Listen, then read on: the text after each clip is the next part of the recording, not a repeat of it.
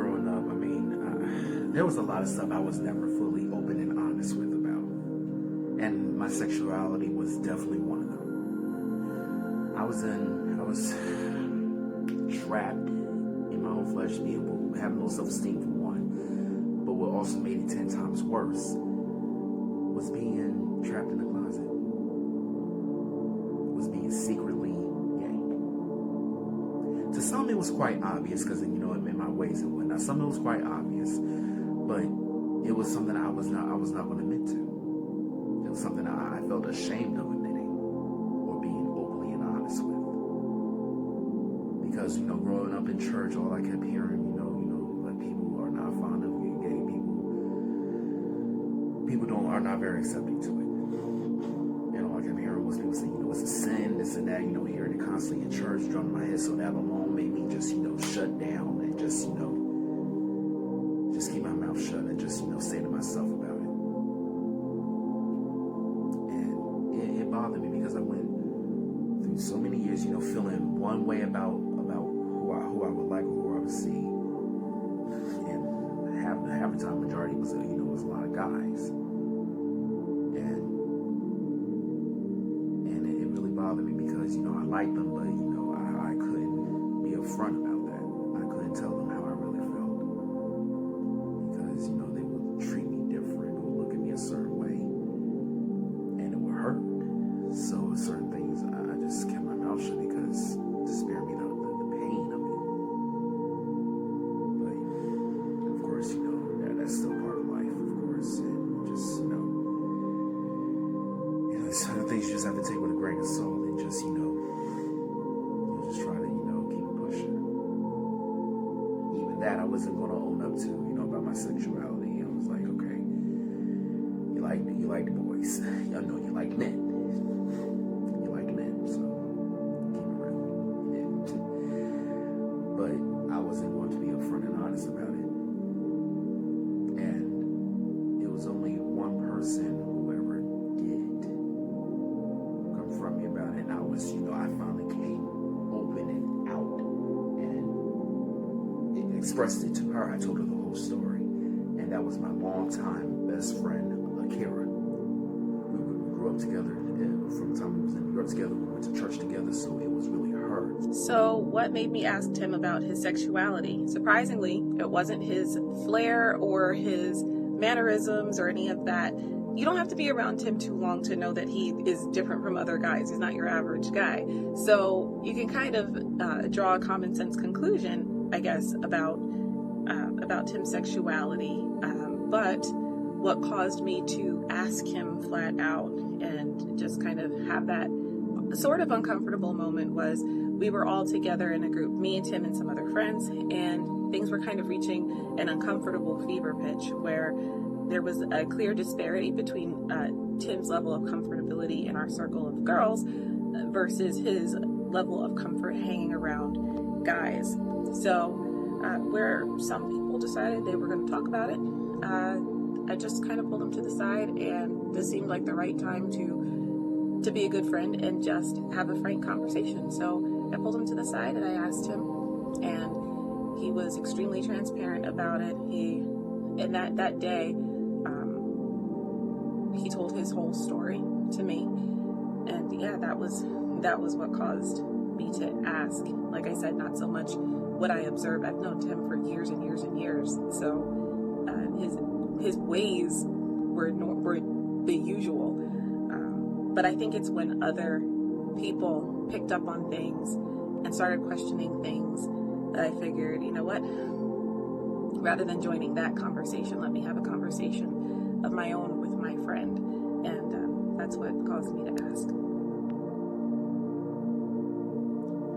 One of the most darkest things that I had to keep buried in me and carry out through all my years until I was in my early 20s, I would say, was when I was molested at such a young age by another male multiple times. When that moment happened, it just, I really don't know really how to describe it. I just remember he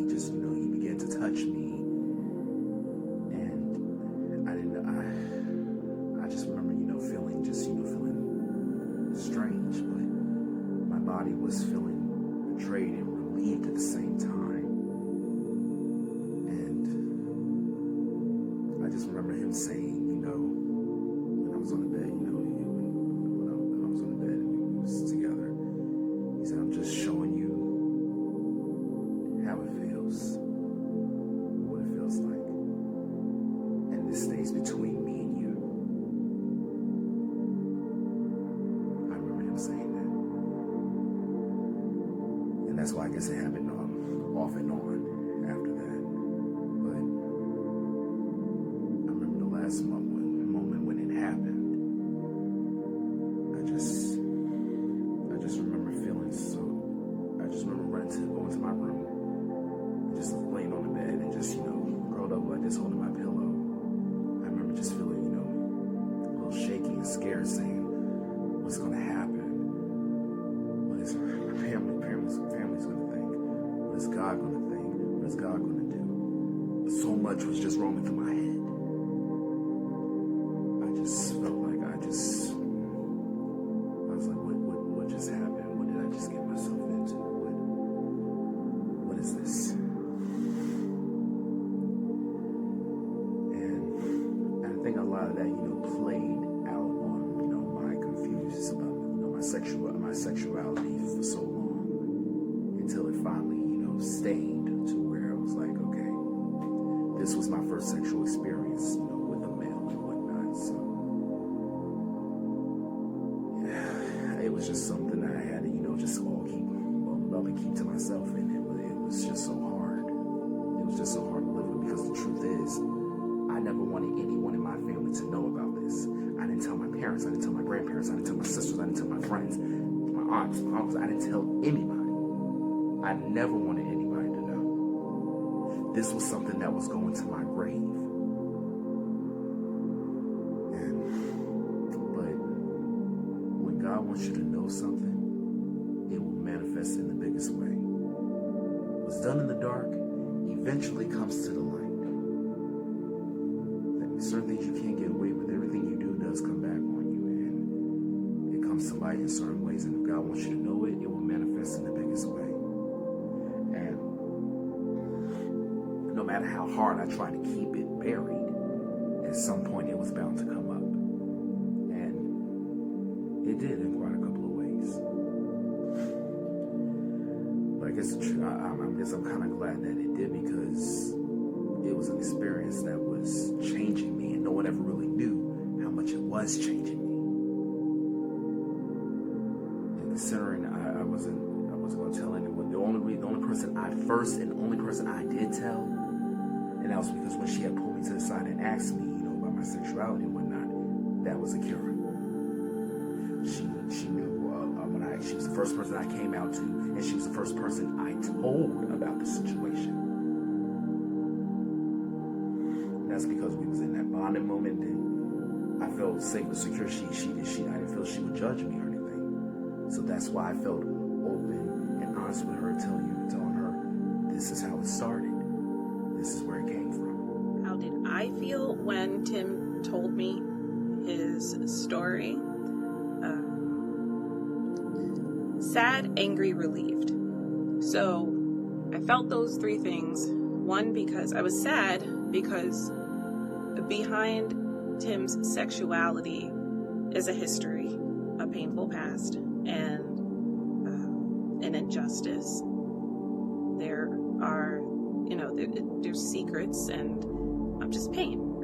And I was sad, of course, to hear that my friend had gone through this at such a young age and had no outlet, didn't know what to do with all of those feelings, didn't know what to do with the facts, didn't know what to do with holding this truth.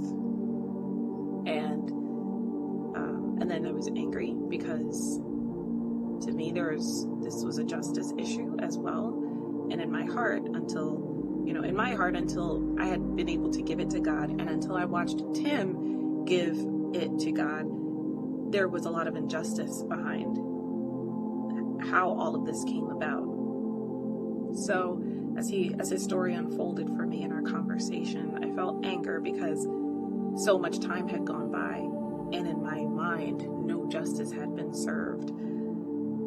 There was no one to make amends. There was no one to say, I'm sorry for the pain I caused. There was no one to take responsibility for what happened. And so that made me feel angry. On top of already feeling sad for his personal pain, now I'm angry because no one was able to do anything about it. And when you're young and maybe afraid, you don't really open your mouth. You don't really say what's going on. You hide a lot. And I just felt like that was unfair. So to me, it was an injustice issue. And then I felt relieved because Tim had expressed to me that he had never, ever revealed not just his sexuality, but his story to anyone. He said to me that he'd never told a soul.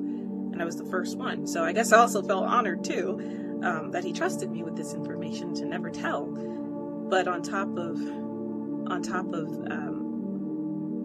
that, I also felt just relieved for him. Relieved that finally it's out there and he's free of the weight of secrets and emotions that he never got to tell anyone about, things he's been holding back for the better part of his life. And so there was a relief and a joy that he was relieved, that he no longer felt like he had to carry his burden alone, and that he could tell other people